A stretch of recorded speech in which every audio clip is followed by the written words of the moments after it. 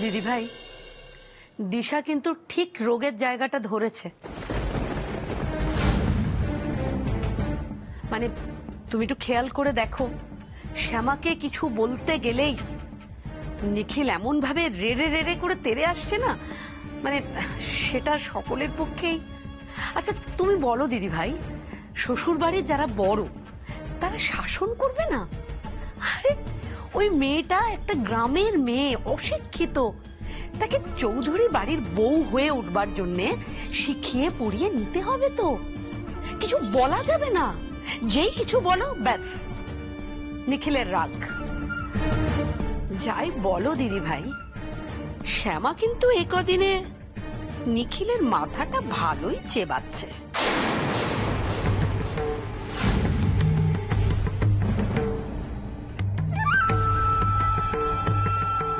আর আর কিছু মনে করো না দিদি ভাই, একটা কথা তোমায় বলছি, জামাই দাদাকে একটু সামলাও। ওই শ্যামার বাড়ির লোকজনদের নিয়ে এমন আদিক্ষেতা জামাই দাদা করছেন, এই যে ওনাদেরকে ডাকা হচ্ছে, তাদের নিয়ে কি সব হবে। আচ্ছা ওদের ছিঁড়ি ছাদগুলো বলো দেখিনি একবার। হ্যাঁ, আর তারপরে ওই শ্যামার বৌদি, তার তো হাত টান রোগ আছে দিদি ভাই। পুজোর সময় বাড়িতে কত মান্যগণ্য লোক আসবে, কারোর যদি একটা দামি জিনিস হাত সাফাই করে দেয়, তখন তো একেবারে মানে লজ্জার শেষ থাকবে না গো।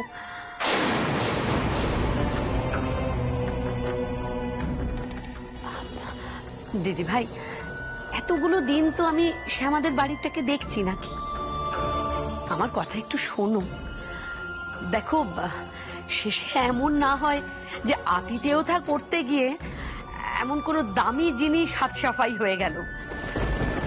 মানে আর তাছাড়া ঘরদোরও তো নোংরা করে রেখে যাবে, আই এম শিওর। আর এটা নিয়ে কেউ কিছু তো বলতেই পারবে না, স্পেশালি আমি। বললেই তো বাবার কাছে খারাপ হয়ে যাব।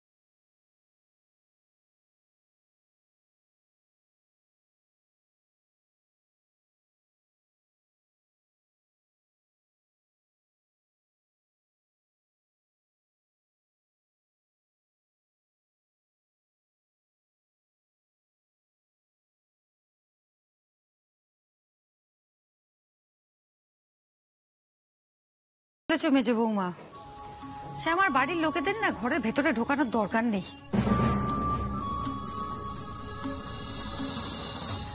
না বলছিলাম যে নিখিল আর তোমার বাবার জেরে যদি ওরা আসেই, তা আসতে দাও, আমি আর কিছু বলবো না। তুমি বরং একটা কাজ করো, তুমি বিজলিকে গিয়ে বলো যে আমাদের বাগানের দিকে যে বারবাড়িটা আছে না, ওটাকে ভালো করে ঝেড়ে মুছে পরিষ্কার করে রাখতে। ওখানেই আমার বাড়ির লোকেরা উঠবে না হয়। মেজো বৌমা, না না না, থাক থাক, তোমার গিয়ে কাজ নেই। তুমি বললে আবার অন্য মানে হবে, তার চেয়ে আমি গিয়ে বলছি। হ্যাঁ বিজলি,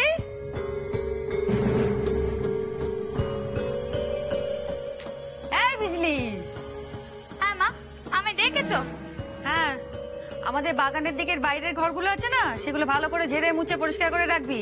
ওখানেই আমার বাড়ির লোকেরা এসে উঠবে। ও মা, বাবা যে সকাল সকাল ডেকে আমায় বললো গেস্ট রুম গুলো পরিষ্কার করে বাড়ি সব পরিষ্কার করলাম, এ বাবা সব তো বেকার হয়ে গেল। না, আমি সকাল সকাল খেটে মরলাম। এই তুই সবটাতে এত বেশি কথা কেন বলিস রে? মা যেটা বলছেন সেটা কর যা। ঠিক আছে, আমি কি পরিষ্কার করে দিচ্ছি।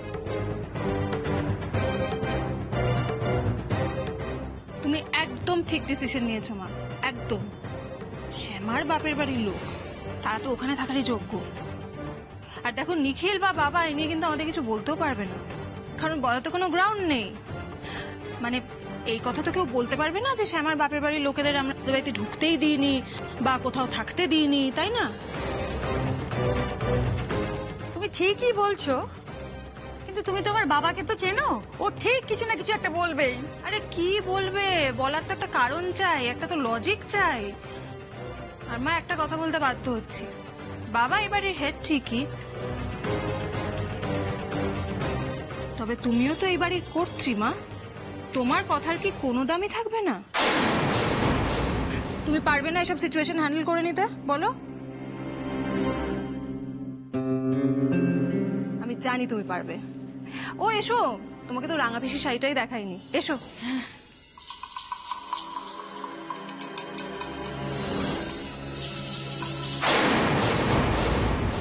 সবই তো হচ্ছে, কিন্তু শ্যামাকে দিয়ে গান গাওয়াবো কি করে সেটা তো এখনো ভেবে উঠতে পারলাম না। আর শ্যামাও কি ধরিবাজ কম? ঠিক সময় নিজের হাতে প্যান্ডেলের কাজটা নিয়ে নিল, শুধু চালাকি করে আমার হাত থেকে পালানোর চেষ্টা। ঠিক আছে, সোজা আঙুলে ঘি না উঠলে আঙুল তো বাঁকাতেই হবে। শ্যামাকে আরেকবার ভালো করে কুড়কে না দিলে হবে না দেখছি।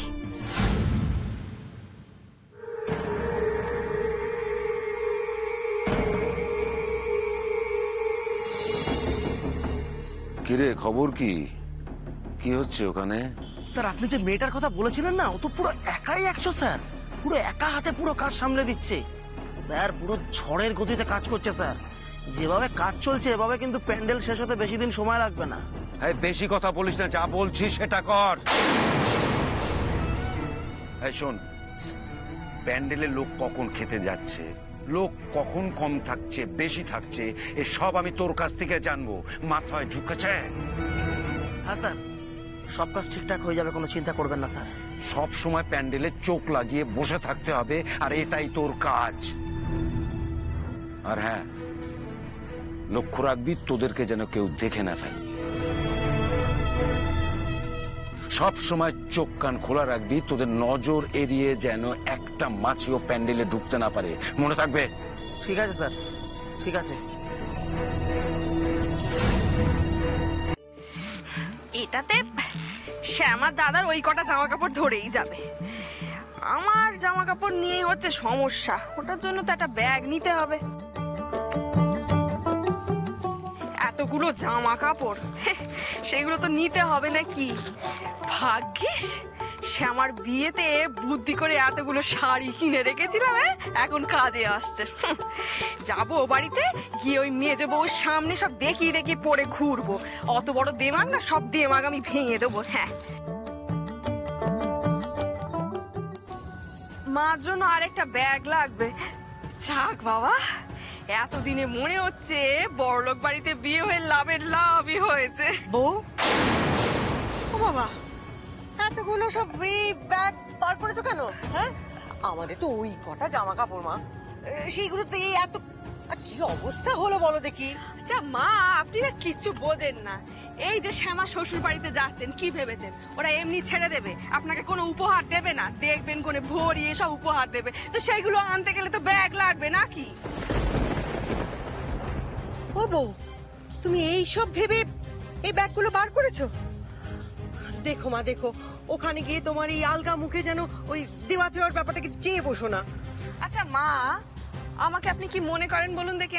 আমি চাইতে যাব? দেখবেন কোনে চাইতে হবে না, ওরা নিজে থেকেই দেবে। আরে বাবা, শ্যামা শ্বশুর মশাই ওর বর কত ভালো মানুষ বলুন দেখি।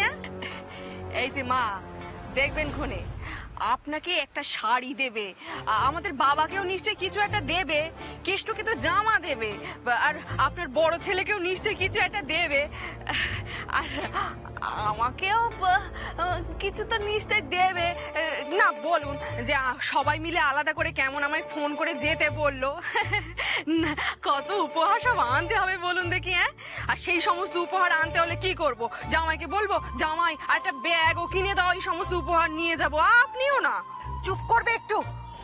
উফ, তোমাকে নিয়ে না পারা যায় না। যা ভালো বোঝো তাই করো। শোনো শোনো, তোমাকে আমি একটা কথা বলে রাখছি। ও বাড়িতে গিয়ে যদি কোনো অশান্তি করো তাহলে কিন্তু তোমাকে আমি সোজা এখানে নিয়ে আসবো, আর শ্যামাকে বলবো যে ওদের বাড়িতে আমি কোনোদিনও যাবো না, কোনোদিনও না। আমার মেয়েটাকে একটু দেখতে চাই, যেন একটু একটু ভালো করে একটু শান্তিতে থাকে, আর কিচ্ছু চাই না। বুঝতে পেরেছো? আর কিচ্ছু চাই না, আর কিচ্ছু চাই না, খালি শান্তি আর অশান্তি নিয়ে পড়ে আছে মাথা মোটা সব লোকজন। আমার কিন্তু অত মাথাটা মোটা নয়। হ্যাঁ, আমি বলে ওখানে গিয়ে কি করব তার জন্য ভাবতে ভাবতে আমার মনটা কেমন আনন্দে লাফাচ্ছে। বলছে এই দিকটা কিন্তু রং কাজ হয়ে গেছে দেখেছি। আর কিন্তু বেশি দিন বাকি নেই। হ্যাঁ, এবার সরে যাও। আরে সর সর বাবা রে, সাবধানে, ব্যথাটা না পাস। আরে দারুণ লাগছে কিন্তু। নিখিল, এই নিখিল, আরে প্যান্ডেলের দায়িত্ব তো দারুণ ভাবে করছে দেখছি। কেমন লাগছে দেখে? দারুণ লাগছে। রং কবে হবে? আর কিছুদিনের মধ্যেই রং হয়ে যাবে। আচ্ছা শোনো, আজকে কিন্তু সন্ধ্যাবেলা কালচারাল প্রোগ্রামের মিটিংটা আছে, তুমি কিন্তু থাকবে ওখানে একদম। আর আমরা ভাবছি আজ সন্ধ্যে থেকে রিহার্সালটা শুরু করে দেবো। হ্যাঁ নিশ্চয়ই, আমি মেজদা ভাইকেও বলে দিয়েছি। আপনি একটা কাজ করুন, সবাইকে জানিয়ে দিন। হ্যাঁ, আমি সবাইকে জানিয়ে দিয়েছি। আর শোনো, মেয়েরা তো অনুষ্ঠান করার জন্য একদম মুখিয়ে রয়েছে। আরে আমাদের 25 বছরের পুজো বলে কথা, একটা জমজমাট করে ভালো অনুষ্ঠান তো করতে হবে, বুঝলে? আচ্ছা নিখিল, নববীর যে ফাংশন, যে বিশেষ জলসার আয়োজন করা হয় সেটা হচ্ছে তো? বসন্তদা বলেছেন কিন্তু ওটা হবে। একদম জমজমাট আয়োজন হচ্ছে। আর এবার এখানে রাধা রানী গাইছে। এটা আবার কি বলছেন ছোট কর্তা? নবমীর দিন তো অনেক দায়িত্ব থাকবে আমার উপর, তার মধ্যে থেকে আবার লুকিয়ে রাধারানীর জন্য গান গাওয়া যায় অসম্ভব হয়ে উঠবে। কথাটা ভাবলেই যে আমার খুব দুশ্চিন্তা হচ্ছে কৃষ্ণ। আরে নিখিল, তোমার সঙ্গে তো এবারের পারফর্মারদের আলাপই করানো হয়নি। আরে তোরা কোথায় গেলি রে? সব আয়, তোদের সঙ্গে নিখিলের আলাপটা করিয়ে দিই। আয় আয়, শিগগিরই আলাপ করিয়ে দিই নিখিলের সঙ্গে, আয়। ও হচ্ছে বিদিশা, ও হচ্ছে স্নেহা, আর ওই যে ও হচ্ছে পারমিতা। এরা খুব ভালো ডান্সার। এরা নাচের ব্যাপারে খুব ভালো ভালো প্রোগ্রাম আগে থেকে সব প্ল্যান করে রেখেছে। আমরা মিটিং এ সব ডিসকাস করে নেবো। হ্যাঁ, এই তোরা নিখিলকে চিনিস? আরে আমাদের বসন্তদার ছেলে, আমেরিকা থেকে এমবিএ করে এলো না। তবে আজকের দিনে এরকম ভদ্র নম্র ছেলে কিন্তু তোরা দেখতেই পাবি না। Please please. বাবা, তুমি আমাদের নিখিল দাকে চেনাচ্ছ প্রণীতা দি? এই নিখিল দা আমাদের গোটা পাড়ার হটস্টপ ছিল।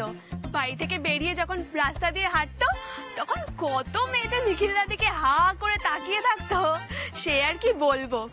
ও, তার মানে তুই ওদের দলে ছিলি, সেটা বল। হ্যাঁ ছিলাম তো, আমিও তো দেখতাম নিখিল দাকে। জানো তো নিখিল দা, আমিও রোজ কোচিং এ যাওয়ার সময় তোমার বাড়ির সামনে দাঁড়িয়ে থাকতাম তোমাকে দেখার জন্য। এই দেখো দেখো, নিখিলের সমস্ত গোপন ফ্যানদের পুরনো ইতিহাস সব বেরিয়ে আসছে। সেটাই। Please please. আরে আমাদের তো অনেকের ছোটবেলার ক্রাশ ছিল নিখিল দা। ও নিখিল দা, একটা সেলফি তুলবো, তুমি কিন্তু না বলতে পারবে না। হ্যাঁ হ্যাঁ নিখিল দা, প্লিজ প্লিজ একটা সেলফি তুলবো। আরে নিখিল না করবে কেন? আরে মেয়েদের সাথে একটা সেলফি তুলে নাও না। নিশ্চয়ই, এক মিনিট। শ্যামা, শ্যামা একটু নিচে আসবেন? আমি? হ্যাঁ হ্যাঁ আপনি একটু আসুন না।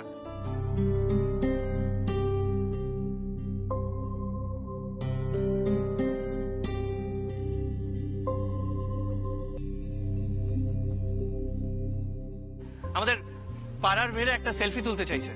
না না ছোট কর্তা, আমি আবার। কিচ্ছু ভাবতে হবে না, আপনি আসুন তো।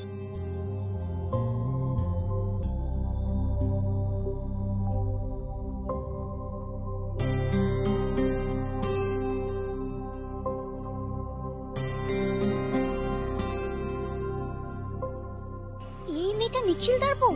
আরে হ্যাঁ, শুনিসনি? ওই কাকে যেন একটা বিয়ে করতে গিয়ে এই মেয়েটাকে বিয়ে করে এনেছে নিখিলদা। বলছিলাম এভরিওয়ান, আমার ওয়াইফ শ্যামা। আসলে আমাদের থিম আর্টিস্ট অসুস্থ হয়ে পড়েছিলেন, তাই শ্যামাই পুরো ব্যাপারটা দেখছে। চল আমরা তাহলে সেলফি তুলি। ওকে।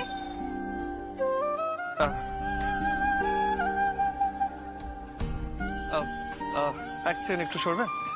শ্যামা আসুন।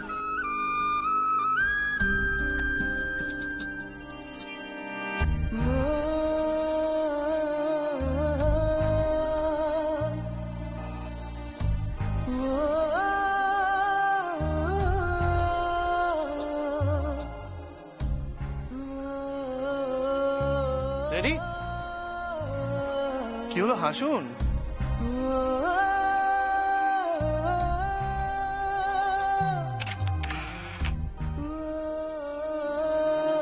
Thank you. তাহলে আমরা আসি। হ্যাঁ, তাহলে আমাদের কিন্তু সন্ধ্যাবেলা মিটিং এ দেখা হচ্ছে। একদম দেখা হচ্ছে। ওকে, বাই এভরিওয়ান। চলো।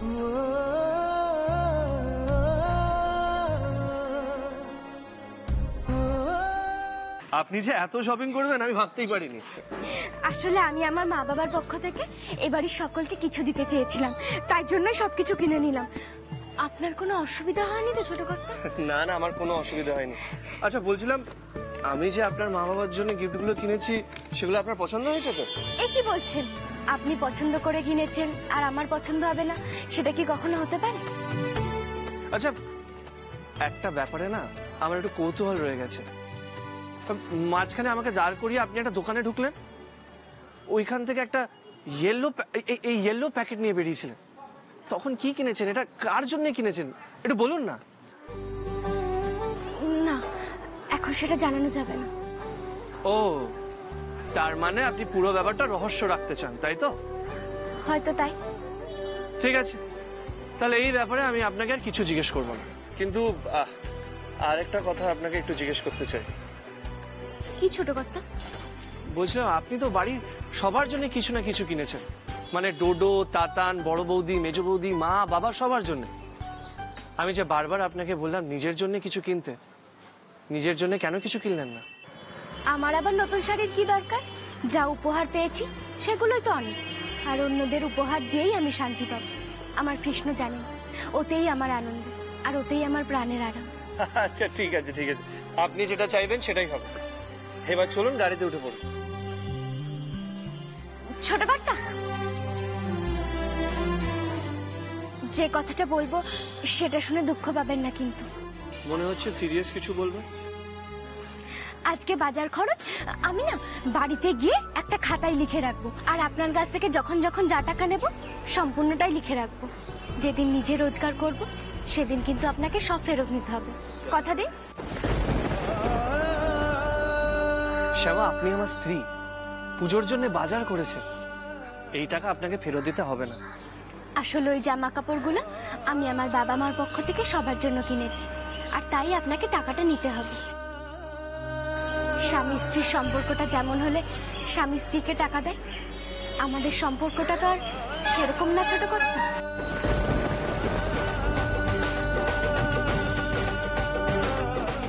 আর তাই আপনার কাছ থেকে যতবারই টাকা নিই না কেন সেটা আমাকে ধার হিসাবেই নিতে হবে, আর এতেই আমার স্বস্তি।